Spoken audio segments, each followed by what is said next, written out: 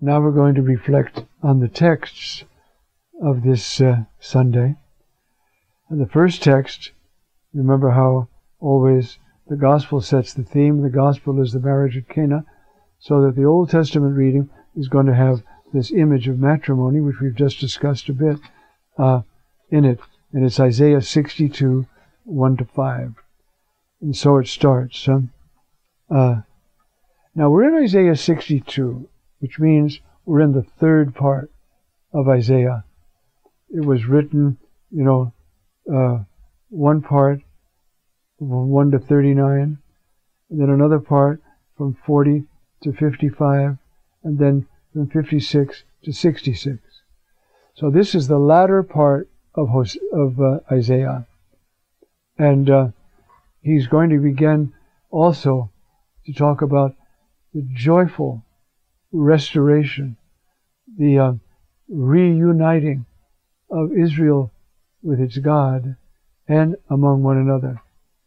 The last part has yet to be completed. We still have the lost tribes of Israel. So the text starts, you see, for Zion's sake, okay? I will not be silent. And for the sake of Jerusalem, I will not be quiet. Until her vindication. Now this is where the terminology, you see, until her vindication, her tzedakah. Remember tzedakah? That's justice. Well, this is a manifestation of God's justice. And when her existence shows forth the fidelity of God to his people, that's righteousness. Because righteousness, justice, is honoring the truth of every relationship. God took the initiative to make the covenant. Therefore, God takes the initiative, even though he's the one who punishes people. Now God takes the initiative to bring them back. And so, as we're in this last part of Isaiah, the author or authors who are compiling all of this echo the first two parts of Isaiah. And so we have here again, you see, Lemahan Tzion, you see, until her vindication, and that's where we have that, her righteousness, you see, and her victory. And that too is a word that can mean salvation. But the salvation of Israel is that she is victorious and allowed to go back to her own land, which is only a prophecy, symbolic prophecy, of what God intended to do for the whole human race. Take them out of exile and bring them to himself. And among that, the Jewish people. But that full restoration of the Jewish people has not yet taken place. And so, her victory, which is the other word, nations shall behold your vindication, your tzedek, and all the kings, I think it is, isn't it? Yes, shall behold your kavod, your glory. The glory. What is the glory? It's the radiant, saving manifestation of God. That's the glory. And so, when Israel is radiant, for instance, at the Transfiguration, Jesus was radiant with the glory of the Father, which he participates in from all eternity. You see? Saving presence. And so, nations shall behold your vindication, that is your justice, and kings will see your kavod, your glory. Isn't that beautiful? You shall be called by a new name. Got to start all over again. You see? Pronounced by the mouth of the Lord, and you shall be a glorious crown in the hand of the Lord. He will hold his crown, and you are his crown. This is the prophecy of this man or group of men, whatever, who are writing and completing this whole tradition, which started with Isaiah the government man, the prime minister, whatever he was, Yeshayahu, back here. And then this successor, and now a successor who sums up these other two parts with the good news. See? You shall be a royal diadem held by your God. You see? And you will be, you see, no more shall people call you forsaken, Ezuvah, and your land desolate. No more. From now on, you will be called my delight, Chepsiba. You see? And your land, Beulah. That's a hard word. Translated espoused, that's right. Baal is the god, okay? And it's a fertility god. But the word used there can also be used to apply to God. Today, for instance, in modern Hebrew, you can hear a woman say, Baal Sheli, my Baal, my husband doesn't like this dress or something. He said, Baal. But really is the name of a fertility god. You see? But you shall be called Chepsi, Ba, my delight in her. And your land, you see, is Baalah. Now your land is espoused. It has a Baal, it has a Lord. I am the Lord, says the Lord. You see? And he delights in you. And now we come to the part of the text that sets the tone for the readings of the day. Ki yivachal bachor betula. You see? For the Lord delights in you and makes your land his spouse. You see?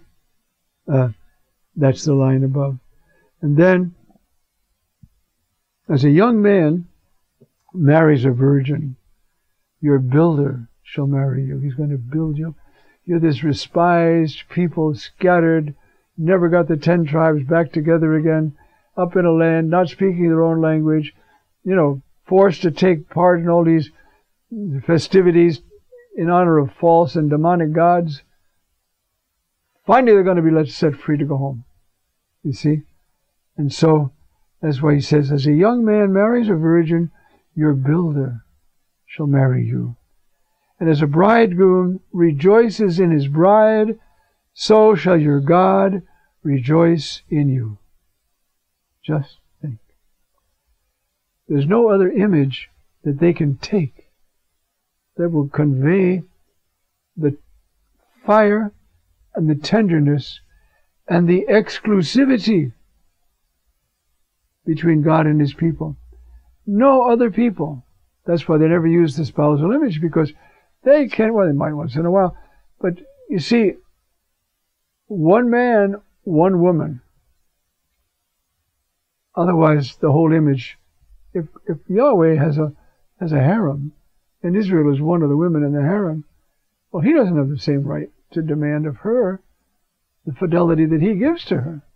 But only Israel is his spouse, and now the church, who is the spouse, the physical spouse of the Son of God made human. So he's the human spouse as well as the divine spouse of the church, you see.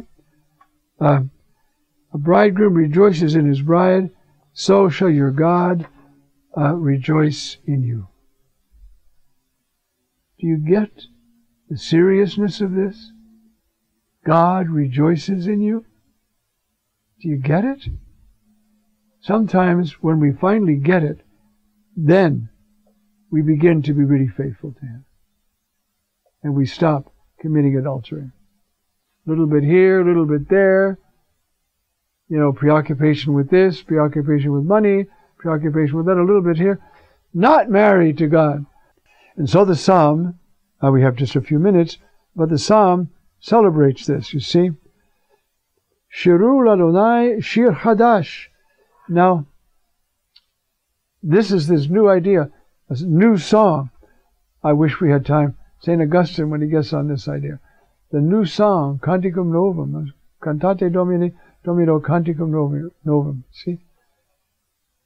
You have to be a new person to sing a new song. If you're not changed, you might have different song words, different music, but it's the same old song. Because you're the same. You see? Sing to the Lord and bless His name. And then it goes on, you see? And it says, announce His salvation day after day. I'm going to take a look at that. I think I have it already marked. No, I don't. Well, I'll get it marked. There it goes. You